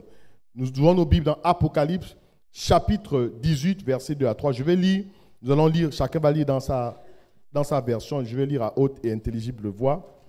Nous allons voir quelques éléments et dans une trentaine de minutes, j'aurai terminé. Apocalypse chapitre 18, du verset 2 au verset 3. Si vous êtes là, je m'en vais commencer la lecture. Il cria d'une voix forte, disant, elle est tombée, Babylone la grande. Elle est devenue une habitation de démons, un repère de tout esprit impur, un repère de tout oiseau impur et odieux. Parce que toutes les nations, ici nation c'est ethnos, ont bu du vin de la fureur de son impudicité. Et que les rois de la terre, vous pouvez remplacer les rois par les présidents, se sont livrés, ou les ministres se sont livrés, ou les sénateurs se sont livrés à l'impudicité. Les marchands de la terre, les commerçants, les systèmes commerciaux se sont enrichis par la puissance de son luxe. Que Dieu bénisse sa parole. On peut s'asseoir. Merci à tous. Comprenons que nous le voulions ou pas, nous sommes dans le système de Babylone. Amen. Que tu le veuilles ou pas, dans les établissements scolaires, il y a Babylone à l'intérieur. C'est pourquoi, dimanche dernier, on a mis l'accent sur le fait qu'il faut interagir avec vos enfants. Les enfants vont dans des écoles, il faut interagir. On a eu une série d'agressions ces 2 ou 3 dernières années. Hein? Comment les enfants rentraient avec des armes blanches dans les sacs. Et comme ils savaient qu'on fouillait les sacs, certains mettaient même ça dans les slips, dans les sous-vêtements, des lames, ainsi de suite, pour se blesser. Ça, c'est un système satanique. Les enfants sont contrôlés par Babylone. La parole de Dieu nous recommande de sortir. L'évasion ne se fait pas physiquement. Ce n'est pas que tu vas sortir là pour aller vivre à, je ne sais pas, à Makokou ou à Mekambo. Ce n'est pas ça en réalité sortir de Babylone. Tu peux même aller vivre en forêt. Babylone se trouve aussi dans la forêt. Quelqu'un est avec moi? C'est un système de pensée, une manière de penser, une manière de fonctionner. Cela n'a rien à voir avec, parfois on dit Babylone, voilà, et tout, c'est des systèmes, c'est des systèmes papaux, c'est des systèmes des charismatiques. Non, ce n'est pas ça Babylone. C'est un système de pensée, c'est une manière de penser. Ce sont des actions que les hommes sont en train de véhiculer par une philosophie. Le message délivré par Moïse pour Pharaon est le même que Dieu nous donne en concernant Babylone. Laisse aller mon peuple. Cela nous montre que l'Église est revenue au même système d'esclavage qu'au temps de Moïse. Amen. L'Église est embrigadée comme au temps de Moïse par quoi? Par les systèmes de Babylone. Par le système, dis avec moi le système de Babylone. Dis ça plus fort. Pour sortir, il nous faut écouter des messages de réforme. On ne sort pas du système aujourd'hui. Il y a des pasteurs corrompus. Il y a des apôtres corrompus. Des prophétesses corrompues. Elles prophétisent. mais elle est corrompue. Il y a des anciens corrompus, des gens à l'accueil corrompus, des chantres corrompus. Le système de Babylone, c'est comme un virus, quelque chose qu'on a injecté dans ta vie. De telle sorte que la corruption ne te dérange plus, le mensonge ne te dérange plus, avoir une chisa ne te dérange plus, un chizo ne te dérange plus, voir l'homosexualité ne te dérange plus. Parfois, quelqu'un suit une série, il voit deux hommes s'embrasser. Oh, ils sont sales, hein? Oh, c'est quoi, c'est ça? Pourquoi tu ne les as pas? Parce que Babylone est en toi. Oui. Parce que Babylone est en toi, ils sont sales. Pourquoi tu regardes? Et parfois, les parents, et j'aimerais que cet enseignement soit aussi très pratique. Parfois, la mère et la fille suivent la série Novelas. Ou Antonio embrasse quand? C'est la mère qui veut dire, ça va commencer dans quelques secondes, Antonio va embrasser. Mais c'est Babylone. Tu es déjà en train d'initier la fille à faire Antonio. S'il y a un Antonio ici qui me demande des excuses. Hein? Vous comprenez Babylone? Il y avait une série là qui passait à un moment donné. C'était pas des novelas. C'était un truc, j'ai oublié même le nom de Matteo. Et les gens ont donné même les enfants des Matteo. Mais écoutez, même le nom de l'enfant. On ne donne pas un enfant, non, se réveille un matin. On a suivi une série qui a été marquée par Matteo et Juliana. Oh, Ruliana. Et tu donnes l'enfant Matteo. Mais il sera un Matteo dans la vie. Les noms, écoutez, si vous avez porté des noms aujourd'hui, peut-être que les parents vous ont donné ça par les expériences. Je sais par exemple que le fils de Bruce Lee, par exemple, Brandon Lee, j'ai connu un enfant qu'on a donné Brandon Lee. Parce que simplement, il se battait comme son père, et puis le père, il se réveille un jour, la femme enceinte, il dit non, l'enfant s'appelle Brandon Lee, j'aime le film. On ne peut pas donner les noms aux enfants parce qu'on a aimé un film. On donne le nom aux enfants par révélation. Amen. Par révélation, on ne se lève pas comme ça pour dire, on va chercher sur Internet comment l'enfant va s'appeler, on fait des combinaisons, tout ça. C'est Babylone. Quand vous ne savez pas ça qu'on donne pour les enfants, des noms n'importe comment. Il y a des noms qui définissent la destinée des enfants. Mais l'enfant devient bizarre. Vous pensez quoi? Il y a des gens, j'ai connu, j'avais un collègue, un camarade de classe qui s'appelait Misère. Mais quand on donne, par exemple, un enfant un nom comme Misère, mais vous pensez que cet enfant, la vie de cet enfant sera comment? Elle sera misérable. Misère. Il y avait même un enfant, j'avais un ami, pas un ami, mais toujours un camarade, il s'appelait Jésus. J'ai dit vraiment, il triche en classe, j'ai dit, ah, Jésus triche. J'ai dit, Jésus. Et chaque fois qu'il trichait, on était là, à la fin on dit, mais vraiment Jésus, toi tu es venu pour nous sauver, tu triches. Mais on est fini si Jésus triche. Ouais.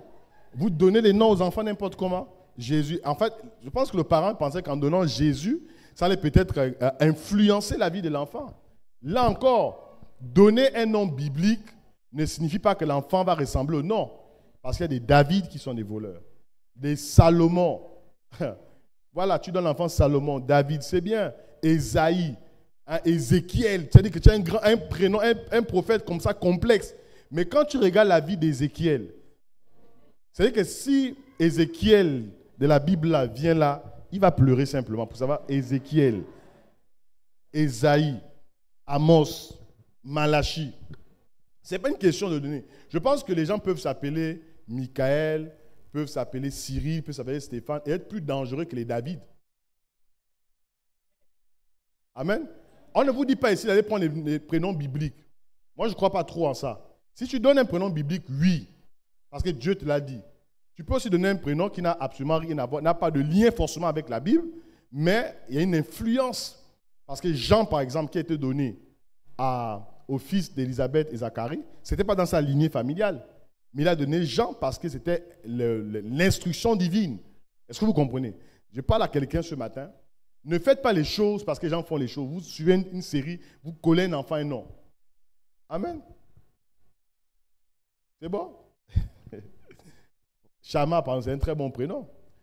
Dieu t'a révélé ça. Mais tu vois, maintenant, le prénom aussi a une influence positive dans la vie de l'enfant. Parce qu'il ne dort pas, il veille.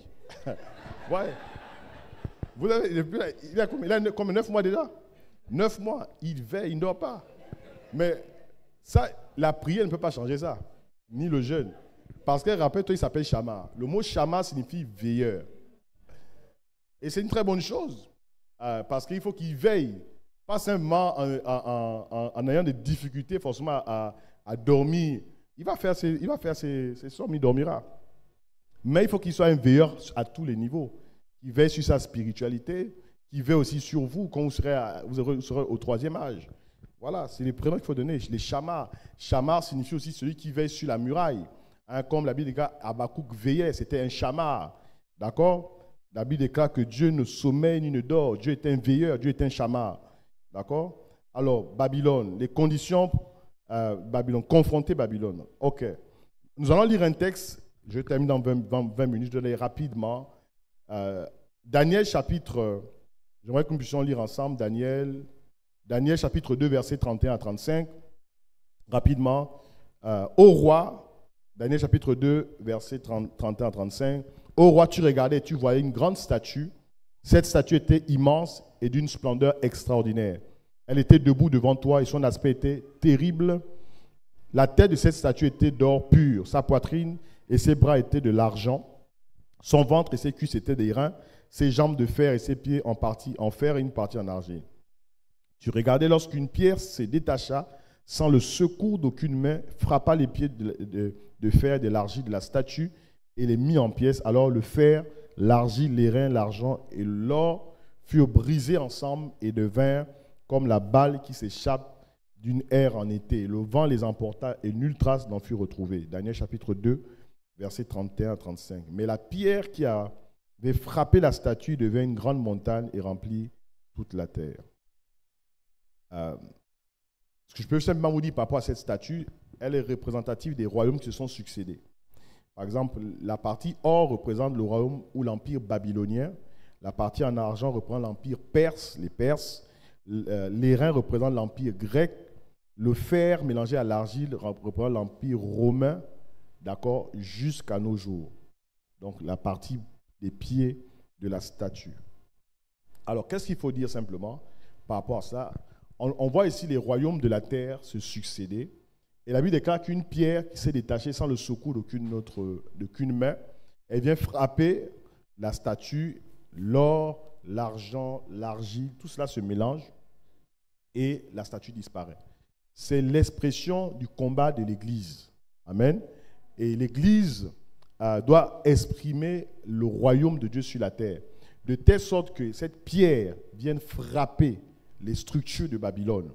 Et Ésaïe chapitre 2, verset 2 dit ceci.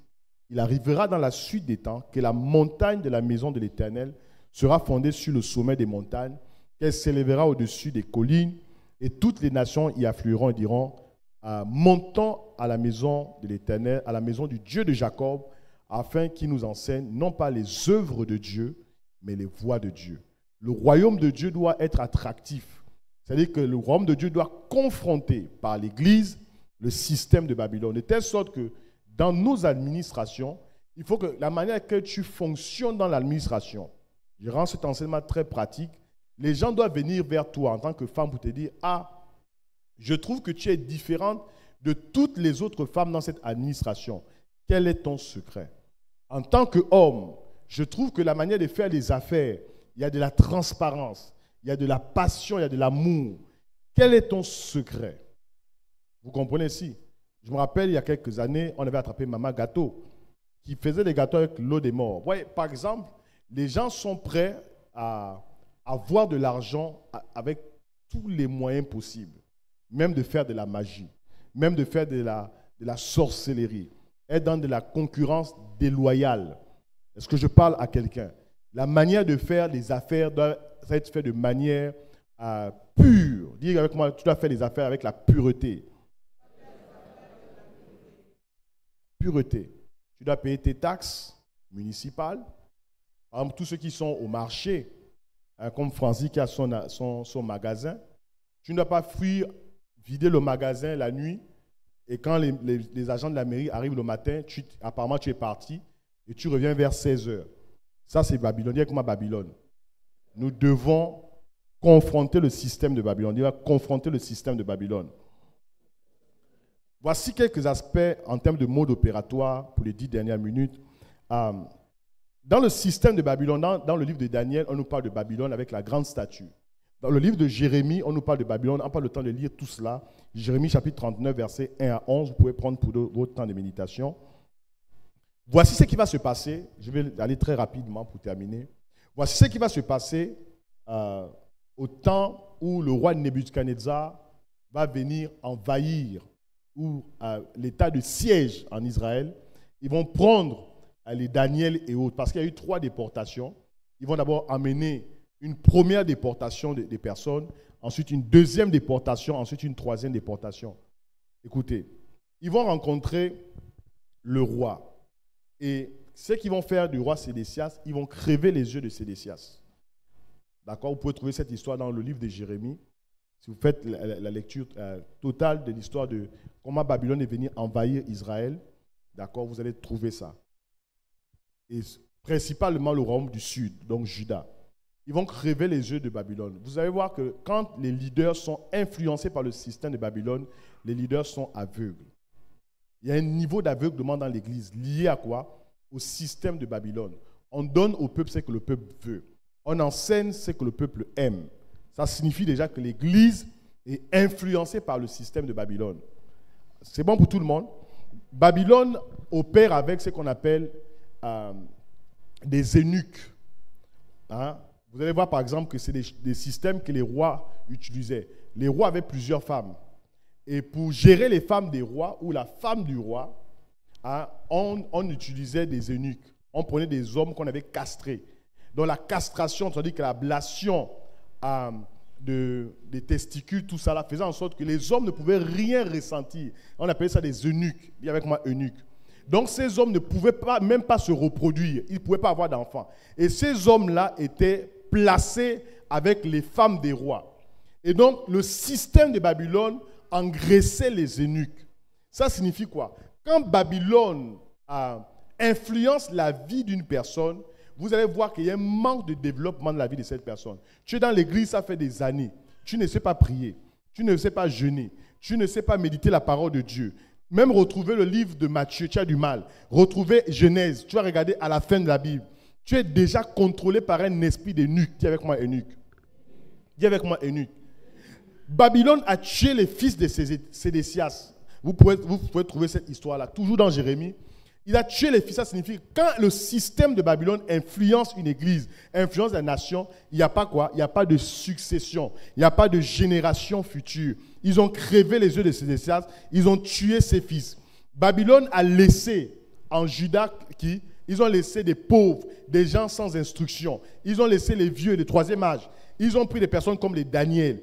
Ils ont pris des personnes comme les Shadrach, les Meshach, les Abednego. Ils ont laissé toutes les personnes qui étaient improductives. C'est la raison pour laquelle vous verrez toujours, quand les systèmes de loges, les systèmes de franc-maçonnerie vont choisir des gens, ils prennent les meilleurs qui sortent des grandes écoles. Ils prennent les personnes très intelligentes. Ils prennent les personnes qui sont majeures de leur promotion. Quelqu'un suit ici? Donc, quand votre enfant est majeur de sa promotion, vous devez savoir déjà que c'est une personne qui est regardée de très près par le système de Babylone. Vous comprenez ici? Indigent signifie sans squelette. Cela veut encore dire ils ont laissé les pauvres, ils ont laissé les inutiles, des faibles, des improductifs. Et dans l'église, souvent, j'ai l'habitude de dire ceci. Quand une personne ne se développe pas, en réalité, le diable n'a pas besoin d'attaquer une personne qui manque de développement. Tu es dans l'église depuis tu ne te développes pas. Tu ne grandis pas spirituellement. C'est toi qui es dans le groupe de ceux qui critiquent. Dans le groupe de ceux qui font le commérage. Tu te retrouves à l'intérieur. J'ai souvent l'habitude de dire une autre chose. Quand ton nom est amené à l'intercession, c'est un problème. Tu es la personne pour laquelle on prie toujours. Le nom qui ressort toujours, c'est toi. Ça signifie qu'il y a un problème. Tu es improductif. Ça signifie que tu es un indigent spirituel. Et c'est ce qui se passe dans le système de Babylone. C'est que Babylone va affaiblir la puissance gouvernementale de Dieu. Amen. Babylone va faire une chose. Vous savez, les gens qui sont restés, lorsqu'ils sont venus prendre les Daniel et autres, vous savez qui ils ont laissé là-bas? Les improductifs, les faibles, les vieillards, des gens qui n'avaient aucune instruction. Vous savez ce qu'ils ont fait? Ils ont pris leur peuple, aussi de faibles, et ils vont amener ces gens-là, d'accord, en Juda. Et vous savez ce qu'ils vont faire? Ils vont obliger des mariages mixtes, en vue de faire quoi? De produire une race. Et cette race, c'est les Samaritains. C'est pourquoi il y avait toujours un conflit entre Israël et la Samarie. Parce que les Samaritains, c'est moitié juifs et moitié babyloniens, moitié assyriens. Ce mixage signifie quoi? Quand Babylone arrive et se manifeste dans ta vie, quand tu commences à voir le mixage dans ta vie entre le vrai et le faux, un peu de vérité, un peu de mensonge, c'est le système de Babylone. Le mixage dans la parole, le manque de conversion authentique, on le disait la semaine dernière, quand on ouvre les téléphones des uns et des autres, quel type de musique on rencontre à l'intérieur? Regarde ta playlist. Regarde ta playlist, ouvre ton téléphone. Si on pouvait tous ouvrir notre téléphone là et lancer les playlists, au bout d'un temps, peut-être à quelques louanges, tu vas tomber sur un coupé et un décalé. Les maisons des personnes sont devenues des boîtes de jour. Parce qu'il y a un mixage, il y a le vrai et le faux. Un pied dans les boîtes de nuit, un pied dans ce qu'ils appellent l'église. Mais dans l'esprit de certaines personnes, l'église, ce sont des boîtes de jour. C'est des endroits où on vient juste s'amuser. C'est ce mixage. Ils ont amené des mariages. Et les enfants qui sont sortis de là étaient appelés des Samaritains. Le Samaritain, dans le monde spirituel, c'est le manque de la vraie identité. Le manque de loyauté au Seigneur. Vous pouvez trouver cette histoire dans 2 Rois chapitre 17, verset 29 au verset 32. 2 Rois chapitre 17, je ne vais pas lire cela. Parmi les Samaritains, et c'est par là que je vais conclure, parmi les Samaritains, voici ce que Babylone va faire. Voici les nations païennes qui ont été déportées pour compléter les indigents qui ont été laissés inutiles en Samarie. Ils ont établi non seulement des Babyloniens en Juda. Et je disais, Babylone signifie quoi? Confusion et mixage. Et les Babyloniens vont bâtir en plein Juda les Sukkot-Benot. Sukkot-Benot signifie le manque d'alliance, le manque de loyauté. Ils vont bâtir Sukkot-Benot. C'est un esprit de prostitution spirituelle. La prostitution, c'est le fait d'aller avec plusieurs hommes en même temps. Est-ce que vous comprenez ce que je suis en train de dire? Le fait d'avoir plusieurs dieux. Aujourd'hui, dimanche, tu pries Jésus. Le lundi, tu pries je ne sais pas qui. Le mardi, tu pries les ancêtres de ta famille. Le mercredi, tu pries le totem de la famille. Le jeudi, tu pries les calebasses de la famille. Tu es en train de bâtir les Sukkot-Benot. Amen. Tout le monde avec moi? Ils ont battu Nergal. N-E-R-G-A-L. Nergal qui signifie la culpabilité et la condamnation. Et quand nous sommes dans ces systèmes de Nergal, les gens vivent toujours avec la peur de l'enfer, la peur du diable. La peur, tu vois un cafard, c'est Satan qui t'a visité. Là, il ne peut pas pleuvoir, il suffit d'entendre un bruit sur le toit pour dire qu'il y a un sorcier. Cette dimension de peur qui existe dans l'église, c'est le système de Babylone. On fait tout pour amener et créer, non pas la crainte de Dieu, mais la peur du Seigneur. Un esprit de condamnation, un esprit de culpabilité. Les gens ne vivent jamais en se disant que Dieu a effacé leurs péchés. Ils se souviennent toujours, année après année, des péchés qu'ils ont commis il y a 15 ans en arrière. Lorsqu'il y a un esprit de Nergal dans l'église, c'est également un endroit où l'on enseigne la peur et non la crainte de Dieu. Ils ont bâti des environnements tels que Hamath, H-A-M-A-T-H. Ils ont bâti Hamath, qui représente en fait l'esprit de l'orgueil et de l'arrogance. Quand Babylone est en train de séquestrer des gens, les pasteurs deviennent orgueilleux, des apôtres sont orgueilleux, des anciens sont orgueilleux, des fidèles sont orgueilleux, des fils sont orgueilleux, l'orgueil et l'arrogance. C'est ça, Hamath. Et vous trouvez ça dans le livre des rois que j'ai donné. Ils ont bâti Ava, A-W-A-V-V-A. Ils ont bâti Ava, qui signifie l'obscurité, l'aveuglement. Un environnement où les gens sont totalement dans les ténèbres.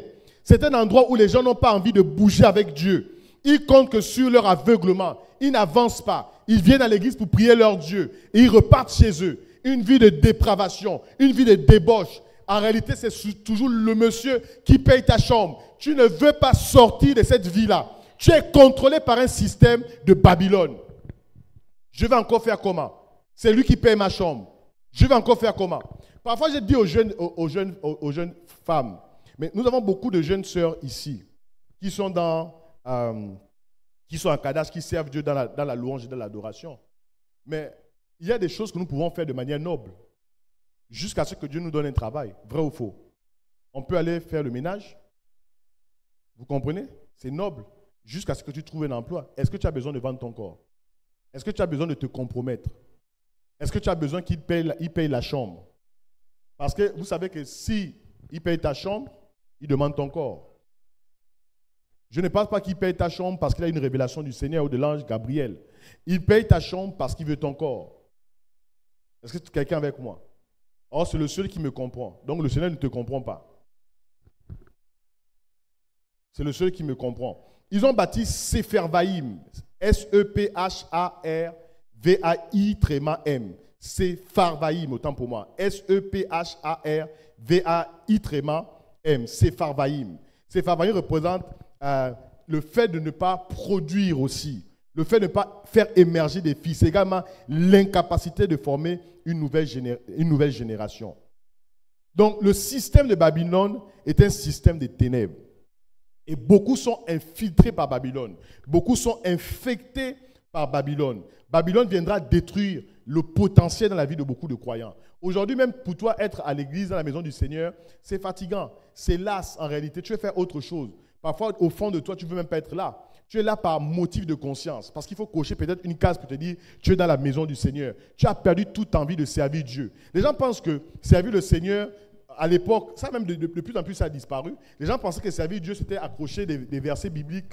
Parce qu'aujourd'hui, on ne retrouve plus trop ça. Hein, L'Éternel est mon berger, je ne manquerai de rien. Moi et ma maison, nous servirons le Seigneur. Dans la même maison-là, allez voir ce qui se passe là-bas. Moi et ma maison, nous servirons le Seigneur. Servir Dieu, le changement, ce n'est pas le fait. Écoutez, aujourd'hui, avec l'émergence des réseaux sociaux, la spiritualité ne devient plus une spiritualité interne. Elle devient beaucoup plus une spiritualité externe, une spiritualité d'apparence. Ça devient du cosmétique. C'est-à-dire qu'on partage les versets bibliques. En réalité, tous ces versets bibliques qu'on partage, on ne les vit pas. C'est une vraie hypocrisie aujourd'hui dans l'Église. Parce que ça devient aujourd'hui juste la spiritualité d'apparence. Les gens ne vivent pas ce qu'ils publient. C'est faux. Ils ne vivent pas cela. La Bible dit que quand quelqu'un prie, il va où? Dans sa chambre, il s'enferme. La vraie spiritualité n'a pas besoin de se démontrer sur vos statuts. Je vais vous dire la vérité. Quelqu'un qui est spirituel n'a pas besoin de montrer. Mettez tous les versets bibliques que vous voulez. Toutes les prédications que vous voulez. Vous serez toujours faux si vous n'acceptez pas de changer. Jésus a dit, celui qui veut prier, entre dans sa chambre, ferme la porte. Et Dieu qui est invisible verra ta prière dans le lieu secret. Au lieu, c'est Babylone. Le système de Babylone aujourd'hui a embrigadé beaucoup de personnes. La spiritualité cosmétique, le jeûne cosmétique, la consécration cosmétique, le désir cosmétique. Tu viens à l'église de manière cosmétique. Tu viens à l'église par apparence. En réalité, tu es un samaritain. Tu es une samaritaine. Il y a le mixage entre le vrai et le faux. Tu n'es pas totalement vrai, tu n'es pas totalement fausse, mais tu es fausse ou tu es faux. Voici ce qui se passe. Les jeunes filles aujourd'hui ne peuvent plus vivre la spiritualité de consécration. Beaucoup des anciens sont là dans la foi. Les gens n'arrivent plus à vivre la spiritualité. Joyce, tu peux venir. La spiritualité où les gens se consacrent. Moi, j'ai reçu Jésus à l'âge de 13 ans. La première femme que j'ai connue, c'est ma femme. Je vous dis la vérité. Je n'ai connu aucune autre femme que ma femme. J'ai dit première femme, connaître dans tous les sens du terme. Quelle est cette spiritualité aujourd'hui où les jeunes filles, maintenant, c'est la sexualité? C'est quoi l'élection? Mais vous allez vous marier. Le sexe, ce n'est pas le sexe qui va faire que un mariage soit stable. Au bout d'un temps, tu as connu ta femme, au bout d'un temps, c'est fini. C'est un élément pour bâtir le mariage, mais ce n'est pas le seul élément. Si c'est juste le sexe là qui maintient les gens. Il y a des gens qui ont fait des enfants avec des femmes, qui ont abandonné la femme et les enfants. Parce que les enfants, on ne les fait pas les enfants en priant, on fait les enfants en ayant des rapports sexuels. Si vraiment le sexe était la chose qui maintenait, ceux qui avaient plus d'enfants resteraient fidèles. Est-ce que ce n'est pas vrai? C'est-à-dire que plus tu es l'enfant, plus tu es resté fidèle, plus tu aimes, plus que tu aimes le sexe. Les gens se marient parfois, pasteur, pour des mauvaises raisons. Les gens se marient pour le sexe. Oh non, le sexe. Oh oui. Non, vraiment, ça va aller. Ça va être chaud, vraiment, là. La soeur, là, vraiment, ça va aller très vite. Mais quand ils rentrent là-bas, vous allez vous constater qu'après 1 mois, après 2 mois, c'est fini. Tu as déjà connu ta femme. C'est pourquoi, dans la relation de mariage, il faut se réinventer au fur et à mesure du voyage. Parce qu'on ne se marie pas pour 1 mois, on ne se marie pas pour 2 mois. On se marie pour la vie.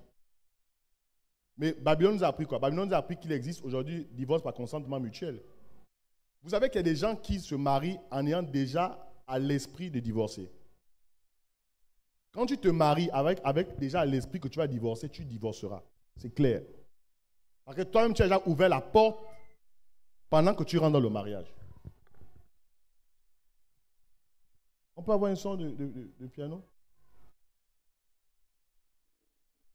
Et ça, c'est la chose que nous devons maintenant. Pourquoi les gens ne peuvent plus vivre dans la pureté? Pourquoi les gens ne peuvent plus se consacrer? Je parle aux jeunes sœurs. C'est quoi la vie des copains là? Hein? Vous venez dans l'église, ils sont même copains dans l'église. Vous n'avez même pas peur du Seigneur. Moi, je pense que quand quelqu'un veut vivre vraiment la vie du monde, elle doit rester hors de l'église. Il y a une différence entre quelqu'un qui a une mauvaise vie, qui vient dans l'église pour changer, et une personne qui a décidé de construire une mauvaise vie dans l'église. Parfois, les gens sont dans l'église même pour faire plaisir aux parents. Ils sont même là, assises, elles sont assises. C'est juste pour vous faire plaisir. Les parents sont juste contents de voir l'enfant assis. On a donné notre jeunesse au Seigneur. Pourquoi je ne peux plus se consacrer? Les jeunes gens, tu dois avoir une copine. Parce qu'il paraît que celui qui n'a pas une copine, c'est un nul. Il est faible. Tu ne sais pas ce que tu es en train de rater. Tu rates quoi? Qu'est-ce qu'on rate vraiment dans le monde? Il y a beaucoup de jeunes gens avec qui j'ai grandi. On est des urbains, soit ils sont à la SNI. Certains sont devenus des fous. D'autres sont devenus des clochards. Ils n'ont rien fait dans leur vie. C'était des gens qui avaient des copines. Nous, on nous disait, oh non, tu es un peu heureux, machin, tout. Il fuit la fille, il fuit. Il se cache. Nous, on se cachait. On fuyait les filles, d'accord. Mais voici le résultat de celui qui a fui les filles. Maintenant, toi qui ne fuis pas les filles, toi qui ne fuis pas les garçons, toi aussi, tu rates les résultats aussi de ce que tu es en train de chercher. Il faut que nous mettons notre vie en ordre. Je parle aux jeunes gens. Il y a un temps pour toutes choses. Si tu veux le sexe et tout ce qui va avec, attends, tu vas te marier. La Bible déclare celui qui brûle se marie. Et si tu veux te marier, même si tu as 16 ans ou 17 ans, tu estimes que tu veux te marier, viens voir les pasteurs. Si les parents sont d'accord, on t'amène, tu vas te marier. Levez-vous avec l'enfant. J'ai prêché vraiment avec lui aujourd'hui. J'ai vraiment fait tout pour que le prédicateur, le deuxième prédicateur de ce matin, ne m'amène pas à dire n'importe quoi. Ah, écoutez, je termine en disant ceci.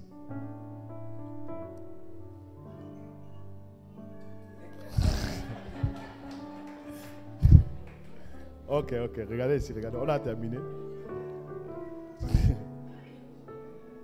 Alors, ce que je vais dire ici, c'est ceci. Babylone est partout. Dans nos établissements scolaires, dans nos familles, dans nos administrations, dans l'économie, dans le social. Et nous avons un choix à faire. Soit en tant que jeune femme, en tant que jeune homme, c'est de livrer ta vie, ou de mettre de l'ordre dans ta vie simplement. Une fois, la sœur Praxel disait, mais souvent ce qui est triste même avec les femmes, c'est que les femmes se vendent moins cher. Vous savez, ce que tu donnes à un homme avant le mariage, à partir de ce moment, c'est fini. Est-ce que vous comprenez ça? La femme a de la valeur. Dieu décrit la femme comme étant une perle qui a de la valeur. Et si un homme te considère, il doit considérer aussi ta personne. Il y a des hommes qui ne considèrent pas les femmes, ils considèrent la femme juste pour son corps.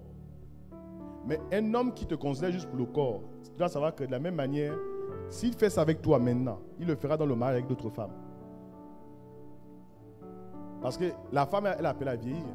Si tu n'apprends pas à aimer ta femme, quand elle commencera à atteindre des 50, 60 ans, et ainsi de suite, tu vas faire quoi?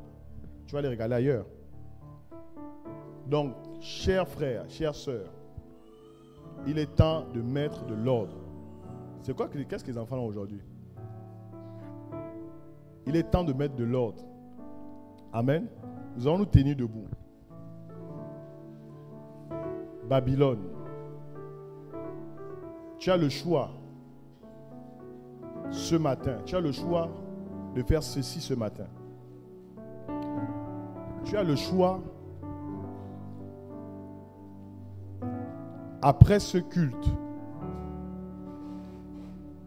tu as le choix après ce culte de dire à ce monsieur, à cette dame qui paye ta chambre,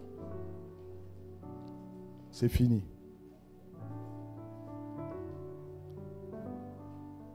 Est-ce que vous êtes avec moi? Tu as le choix de dire à cet homme ou à cette femme qui paye ta chambre, c'est fini. Si vous n'avez pas appris à vivre l'insécurité humaine, vous n'apprendrez jamais à vivre la sécurité avec Dieu. Parfois, Dieu a besoin que nous posions des actes forts pour que Dieu agisse de manière très forte dans notre vie. Si tu continues à dépendre d'un homme ou d'une femme, parce que y a des gigolos maintenant dans l'église, c'est une femme qui l'entretient. Si tu n'as jamais appris à vivre cela, Dieu ne fera jamais et ne posera jamais des actes forts. Je crois que ce matin, Dieu veut poser un acte fort dans la vie de quelqu'un. Je ne sais pas, tu es là ce matin et tu te retrouves dans une situation parfois embarrassante. Tu comptes sur les petits 10 000, là, le billet violet et le 5 000, le billet vert. Mais ce matin, compte sur le Seigneur.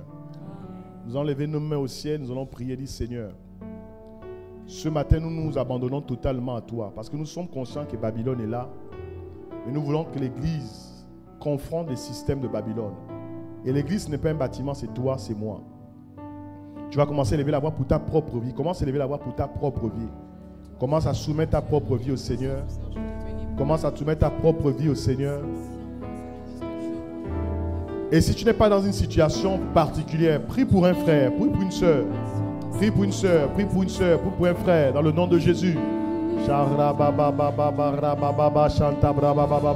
Si je me tais, oh, j'apprendrai à écouter la voix du bon berger. Quand je l'entends, oui, je comprends qu'il a payé pour ma libérer. Quand je t'ouvre mon cœur, quand je t'ouvre mon cœur, je te vois, Seigneur. Quand je t'ouvre mon cœur, je t'entends me parler. Et ta loi dans mon cœur, toujours de et ta vie à chaque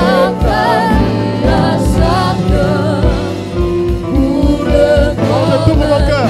Quand je t'ouvre mon cœur, je te vois, quand je t'ouvre mon cœur, je t'entends me parler. Et ta loi dans mon cœur, toujours demeure. Et ta vie à chaque heure. Comme un torrent. Quand je t'ouvre mon cœur, quand je t'ouvre mon cœur. Quand je t'ouvre. Juste avec la batterie. Juste avec la batterie. Je te vois, oh Seigneur. Quand je t'ouvre. Quand je t'ouvre. Est-ce qu'on peut le dire plus fort? Je t'entends me parler. Et ta loi dans mon cœur. Toujours. Toujours. Et ta vie à chaque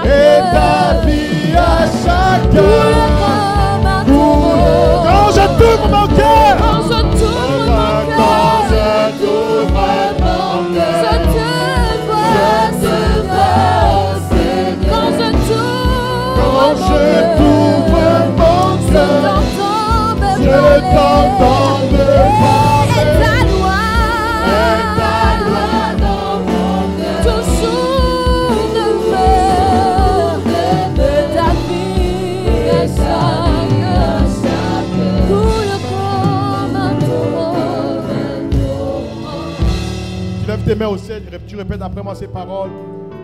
Et si ça ne te concerne pas, tu pries certainement par représentation pour quelqu'un ce matin. Seigneur Jésus, après avoir écouté ta parole, je prends la décision de confronter le système de Babylone. Je prends la décision. Je prends la décision de marcher en nouveauté de vie. Je prends la décision de me démarquer du système de Babylone. Je prends la décision de marcher sur le monde des ténèbres. Je prends la décision de marcher dans l'intégrité. Je prends la décision de marcher dans la sanctification. Je prends la décision de me consacrer à Jésus. Je prends la décision de sortir de Babylone. De sortir de Babylone. De sortir de Babylone. Car tu as dit dans ta parole, moi et ma maison, nous servirons le Seigneur. Nous servirons le Seigneur. Je te recommande ma famille. Je te recommande ma maison. Je te recommande ma maison. Et je décide ce matin.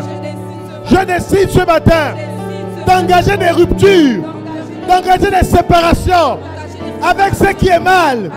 Avec ce qui est mal. Je t'offre la totalité de ma vie. Mon corps t'appartient. Mon corps t'appartient. Mon âme t'appartient. Mon esprit t'appartient. Je t'appartiens. Je t'appartiens. Je t'appartiens. Élève ta voix et prie.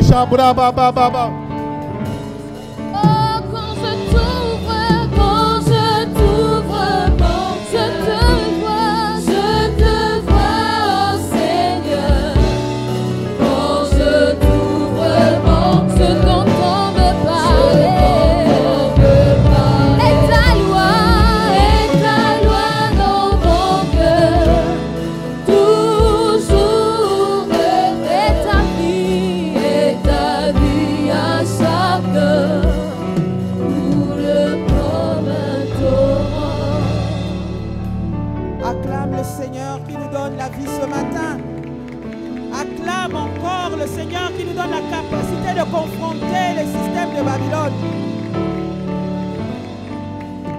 Il a donné sa vie pour que nous soyons là ce matin pour entendre ces choses.